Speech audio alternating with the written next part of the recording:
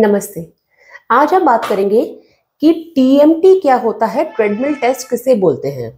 देखिए, आपने जिम में देखी होंगी जो मशीन्स होती हैं जिसपे रनिंग की जाती है, वो सिंपल जिम की रनिंग मशीन बोली जाती है।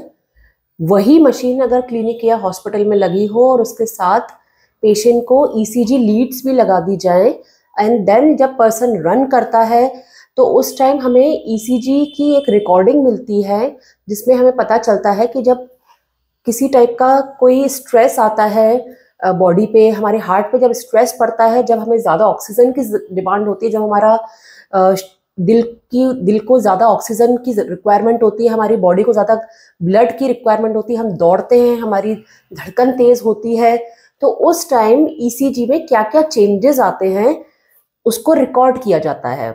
तो उसी को हम ट्रेडमिल टेस्ट बोलते हैं। ट्रेडमिल टेस्ट का सिंपल मीनिंग हो गया कि एक जो पर्सन है, जब मान लीजिए नॉर्मल एक पर्सन लेटा हुआ है, उस टाइम इनकी ईसीजी रिकॉर्ड हुई, that is in rest condition. उस टाइम हमारे शरीर को ज़्यादा ज़रूरत नहीं है ब्लड की।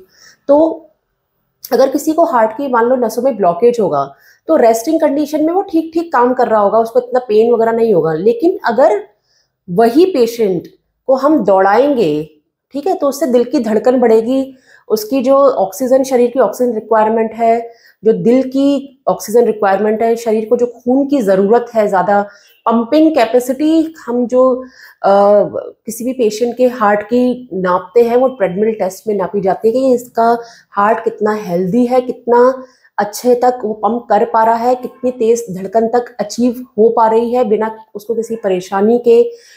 ट्रेडमिल टेस्ट में ध्यान देने वाली ये बात है कि पेशेंट को अगर किसी भी time duration during treadmill test, ज़्यादातर ये 8 से 10 मिनट का होता है, पेशेंट कितना चल पाता है, कितना दौड़ पाता है, उस पर डिपेंड करता है। जैसे पहले के कुछ जो 1 to 3 minutes is I mean उसका थोड़ा रेस्टिंग पीरियड होता है जिसमें वो धीमे धीमे धीमे धीमे चलता है, वार्म अप पीरियड आप समझ लीजिए।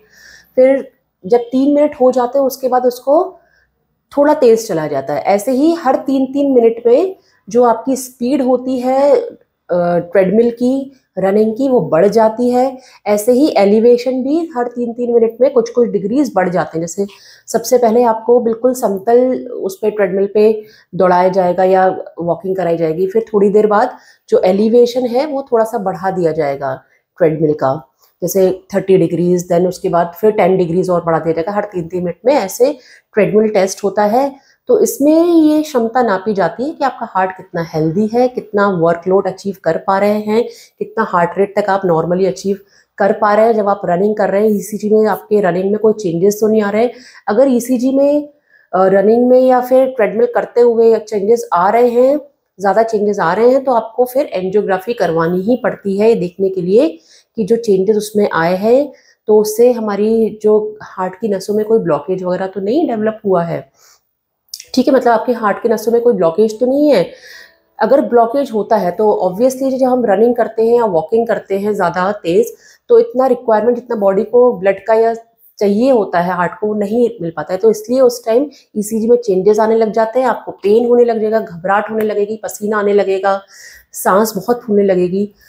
अच्छा, ट्रेडमिल के लिए ज़रूरी ये है कि आपका ब्लड प्रेशर ट्रेडमिल करते टाइम नॉर्मल होना चाहिए। अगर आपका ब्लड प्रेशर बहुत बढ़ा हुआ है तो आप ट्रेडमिल नहीं कर सकते हैं, ठीक है। किसी प्रकार के अगर आपको घुटनों की परेशानी है तो भी आप ट्रेडमिल नहीं कर सकते हैं, बिकॉज उसमें आपको दौड़ना पड़ेगा। तो ट्रेडमिल करने के लिए थोड़ी बहुत जो चीज़ें ज़रूरत होती है वो ये कि ब्लड प्रेशर कंट्रोल होना चाहिए, थोड़ा सा बस लाइट ब्रेकफास्ट होना चाहिए, ज़्यादा हैवी ब्रेकफास्ट करके नहीं लेना, क्योंकि आपको दौड़ना नहीं तो फिर आपको वोमिटिंग वगैरह आएगी अगर ज़्यादा आपका पेट वगैरह भरा हुआ हो और आपने ट्रेडमिल कर ली हो। और साथ में ये है कि कोई पेन पहले से नहीं होना चाहिए, चेस्ट पेन ड्यूरिंग, पहले से ट्रेडमिल के पहले। अगर आपको पहले से ही चेस्ट पेन हो रहा है और आपने ट्रेडमिल पे और दौड़ा दिया तो पेशेंट को वैसे ही हार्ट अटैक आ जाएगा, ठीक है। तो पेन नहीं होना चाहिए, आपको ऐसा लगना चाहिए कि पेशेंट इतना ज़्यादा सिक नहीं है। एक किसी को एटिपिकल सा चेस्ट पेन हो रहा है, हमको पता लगाना है कि हार्ट की वजह से है कि नहीं है, तो आप ट्रेडमिल उसको करवा सकते हैं। अच्छा, ट्रेडमिल का थोड़ा सा लिमिटेशंस ये है कि ट्रेडमिल पॉजिटिव भी आ जाए, मीन्स चेंजेस आ जाए ईसीजी में, लेकिन तो भी ये ज़रूरी नहीं है कि आपकी हार्ट की नसों में ब्लॉकेज हो ही।